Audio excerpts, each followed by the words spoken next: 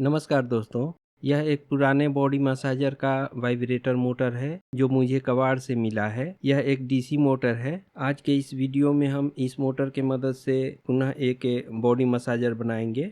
इसके लिए हमें एक एसी फैन रेगुलेटर, एक 10 एम्पियर का ऑन ऑफ स्विच और एक ब्रिज रेक्टिफायर डायोड की ज़रूरत पड़ेगी।